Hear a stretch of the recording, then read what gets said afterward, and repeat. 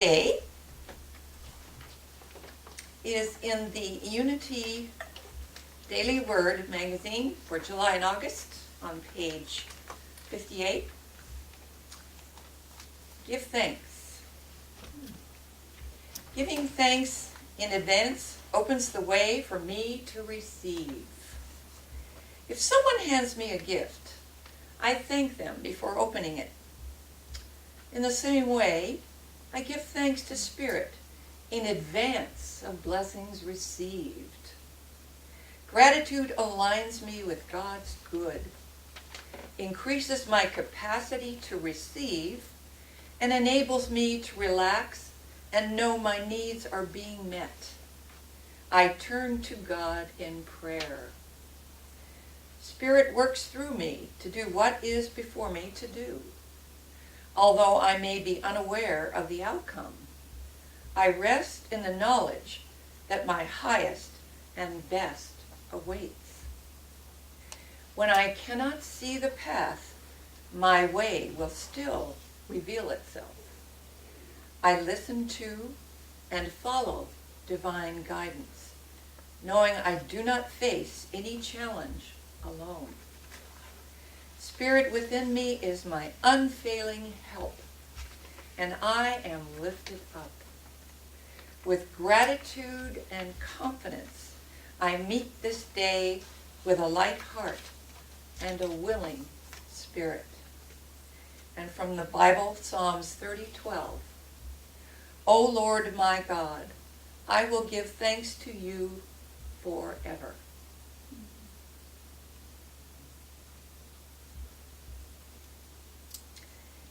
And I give thanks to our speaker today, who has been with the teaching of the Inner Christ since the 1960s. She is a charter member of the teaching of the Inner Christ. She is a leader, and she teaches all of us through her music. Today she is speaking on appreciating our God-given blessings. Please welcome with me Anne Delamo.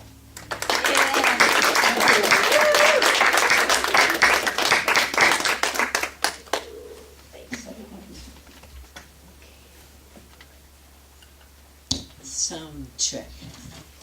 Can you hear okay? Yep. Yeah. Okay, good. Welcome, Jennifer, and hopefully all the billions of people in cyberspace. We're always glad to have you. Appreciating our God-given blessings. Well, there's a lot of them. There's the obvious ones. Nature, each other, food, just endless lists of blessings that we've received in our time on the earth. One of my, I think, best blessings for me personally is the fact, and I realized this, that how important it was, that nobody in our family ever had to fight in a real war since the Civil War. I had a great-grandfather that was I think from Vermont, and he was the last one that had to go to war. My dad was too old, so he missed World War II, had children. And if that wasn't the apocalypse, I don't know what wasn't. That war was terrible. It was, if you look at the history of it, the whole world was just in a state, and we had to learn to recover from that. And it leaves a mark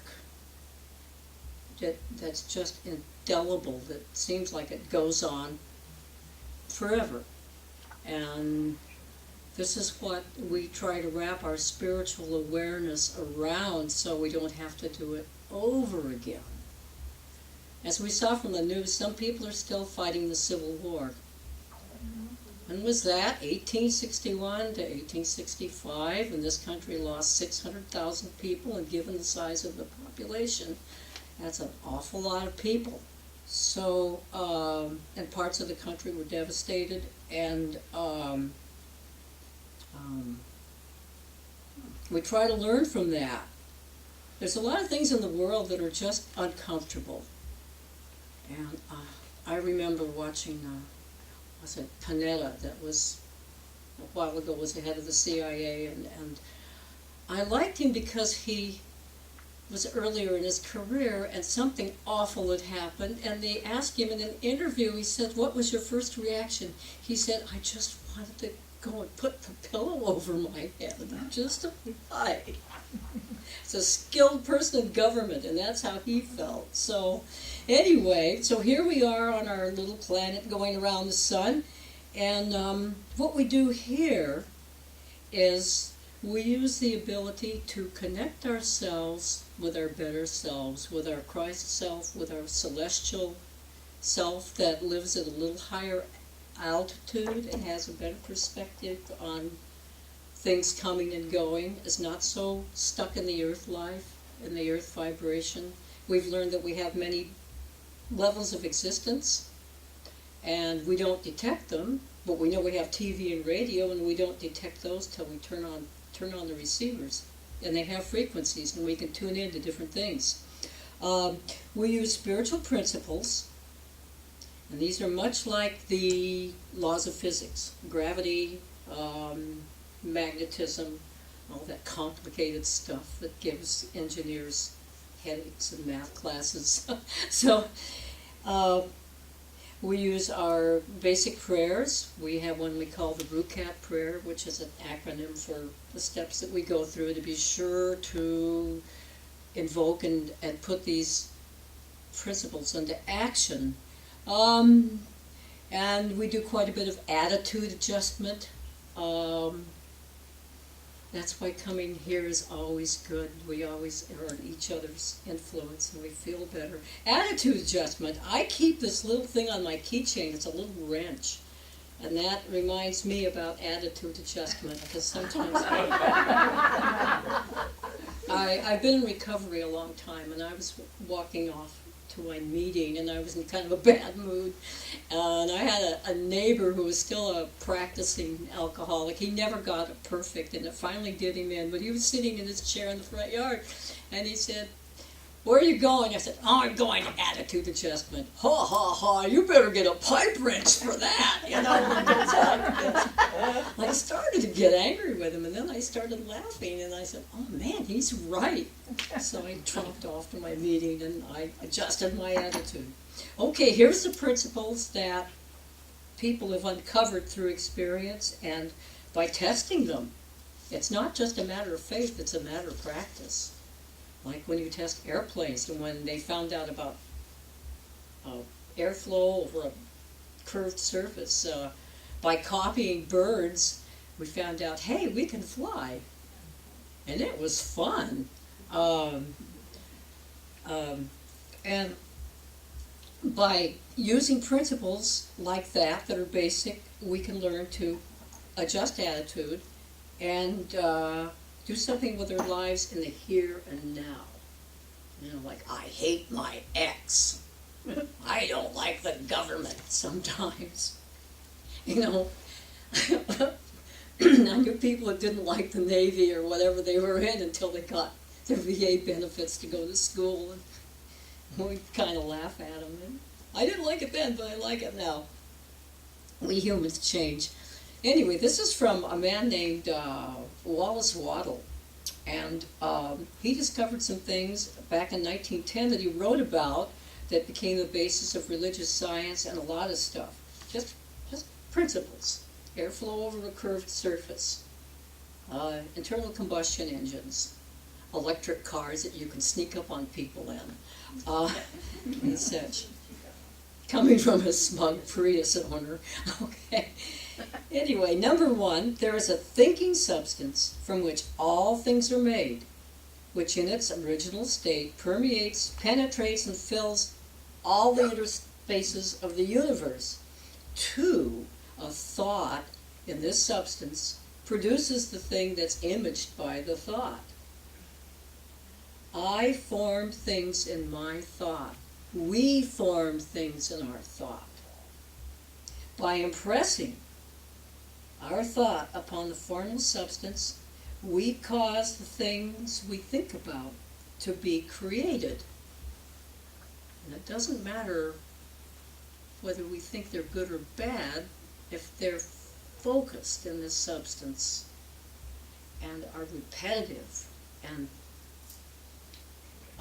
concentrated on, they have a tendency to happen.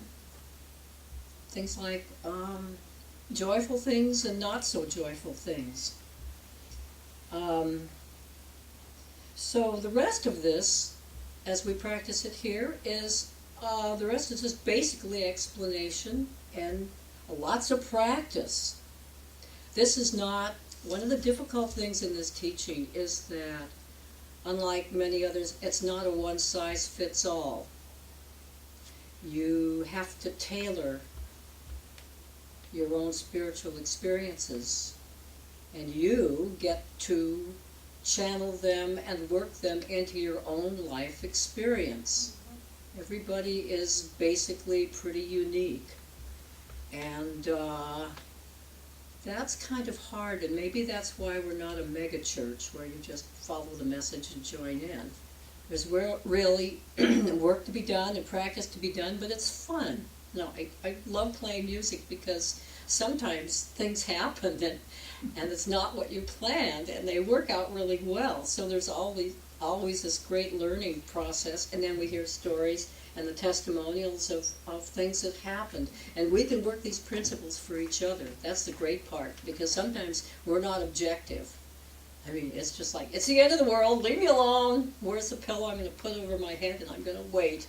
Or maybe I'll just go eat worms. I don't know. But your friends, somebody who has some objectivity, can also enact the principles of prayer, the principles of love, the principles of healing, and that works. And it's a good thing. Or we would really be up the creek without a pitchfork. So there you are. Appreciation. Appreciation.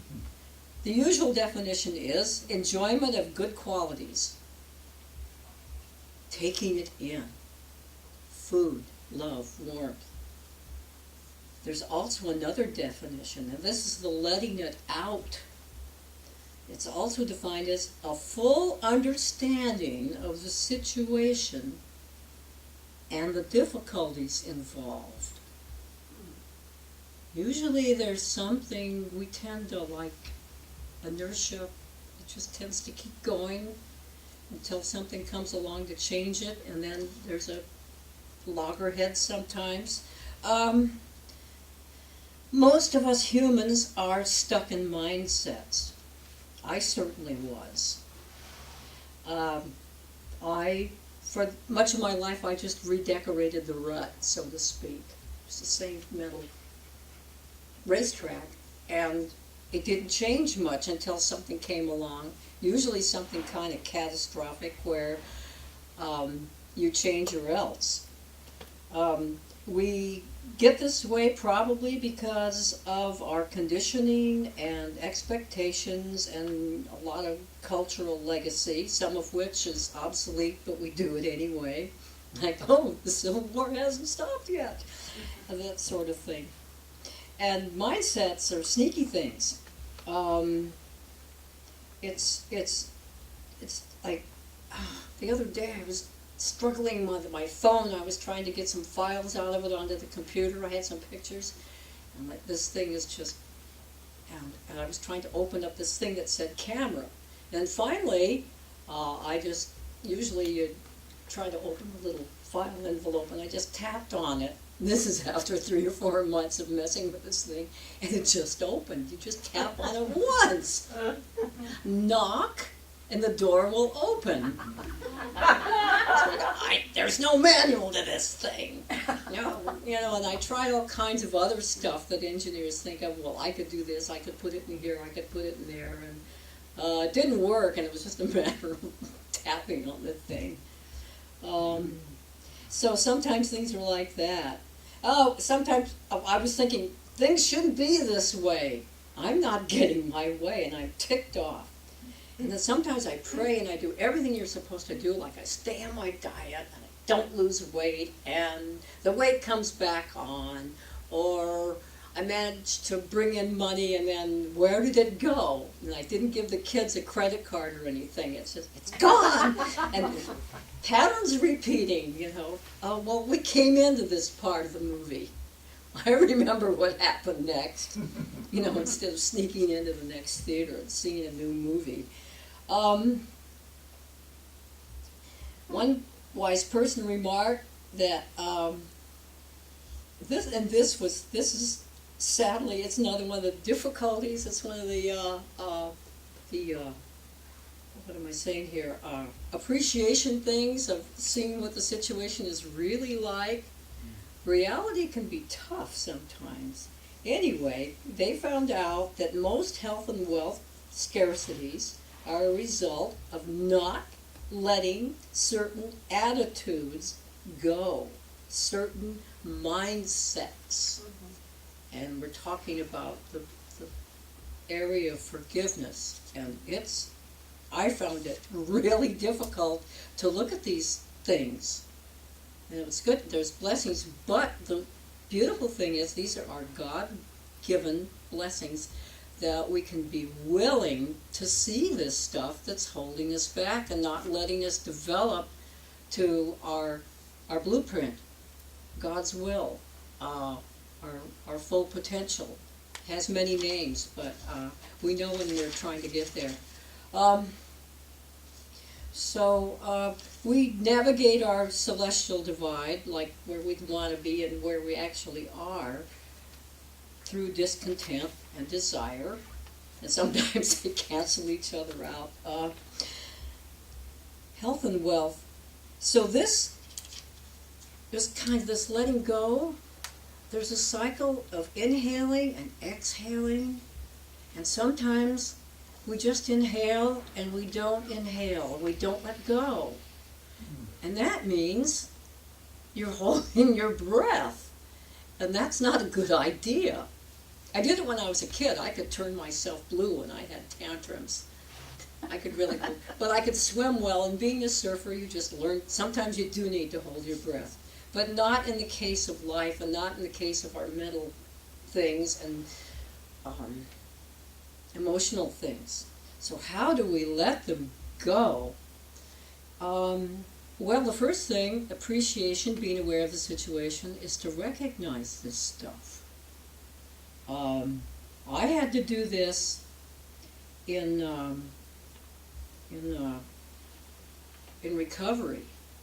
They make you do the steps, the 12 steps, and one of the first ones is to connect with a higher power that you can understand. It could be anything. Some people use the group, some people use Jesus, some people just whatever they can think of, that they feel that will lift them, and to connect them with their inner teacher, with their intuition.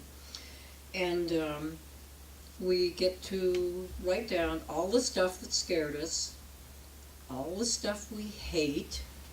So there's a fear and a hate and an I don't like list, and it was everything. Mine went from the government to hating pantyhose, and we get to tell. In the universe, maybe it doesn't matter. I don't know. Depends on how ticked off you get. You know, we laughed about that. And then I found out that listening to other people's lists, because we get to tell another trusted human, it's nobody else's business but ours, and somebody you trust. It's for us to see, what do I really hate? What just makes me, what really gets into my lizard brain and gets me going? And these are the things to look at, and these are the things to get into the light of healing, and so we can exhale as well as inhale. It was hard. I had a pretty good list, but everybody does. And it's not so much about my feelings. It wasn't so much, I learned it's not so much about feeling good. It's about being good with our feelings, whatever they are. So being angry is okay. Being really angry is okay. Of course, there's appropriate about acting on it, but we find that people repress anger. It turns into resentment. And to me, that's like refried anger. It goes through your head again and again. Well, those people shouldn't do that. What were they thinking of? Well, maybe they weren't.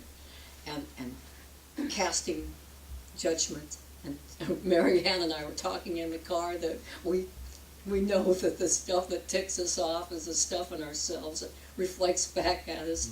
We didn't like that. We said, well, we're learning. And we're okay where we are. We're learning. You've got to start where you're at. I've heard people say, well, I don't hate anybody, I love everybody. And show me somebody like that, and it's got to be an extraterrestrial from another universe that's learned this. Usually things come out and it's okay to look at them. So we wind up slogging through life with big rocks in our pockets, and a lot of them are explosive. They could go off if you sit down too hard. So the first thing with me was, I wasn't a belligerent drinker, but I was kind of would egg other people on. First things is a willingness to be honest with yourself and be true to yourself. And it's your business, and there's different ways that you can approach it. It's just the willingness to be aware, to appreciate the situation, and be all that you are able to be. We find a whole lot of communication with others. We can air out our deep wounds, and in the presence of our own Christ. And we will be guided through our intuition as we meditate to see what these things are, as well as the things that are blessings and how far we've come. What we have here is an ability to change and to disassemble the rut. To pave a good road with the pieces of it. And we have wonderful principles to work with. We have wonderful people to work with. And we get protection from this stuff. At our seminar, our spiritual celebration, which was really a lot of fun, I learned something really important. Richard and I are very good friends, Reverend Richard Musel. But politically, we're 180 degrees apart. But we don't care. And he said something, he says, oh, politics, it just goes to your lizard brain. And I said, he's right. I said, my gosh.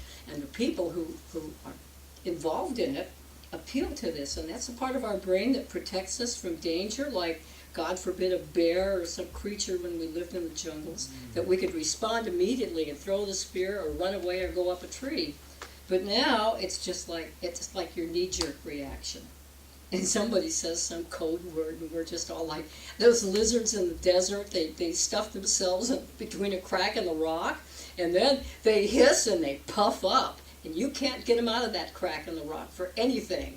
And if you keep annoying them, they'd probably starve. I think they're chuckawallas, they're really big, but that's one of the things they do, and I've caught myself doing that, because people of the world, sometimes it appeals to our lizard brain, and it's supposed to be helping us, and instead we're reacting to all this stuff and maybe not seeing where we're driving and things like that. So I thought that was important. And my friends can vote for the Grinch that stole Christmas for all I care. They're still my friends, and it's not an issue. We have that freedom. But it doesn't interfere with, it's just life in the crowded lane. But we just need to look out for the lizard brain and have it do its job properly. So we'll stop our car in time instead of thinking about some pundit said. So the process of exhaling in the mental, physical realm is the heart of forgiveness, and it's as important as the inhalation part. And we're going to do both in our meditation and our prayers, and it does work. You can test these principles. You've got to practice them, but we'll grow, and you can be like Richard and I that don't fight over the stuff that it's important, but it's not that important. We don't need any more civil wars. We've had them, and we don't need civil wars anymore within ourselves. So I will take my little wrench and a little teeny attitude left. And thank you for listening, and thank you, Internet, and thank you for being here. And we have a potluck today, so don't run off. Thanks again.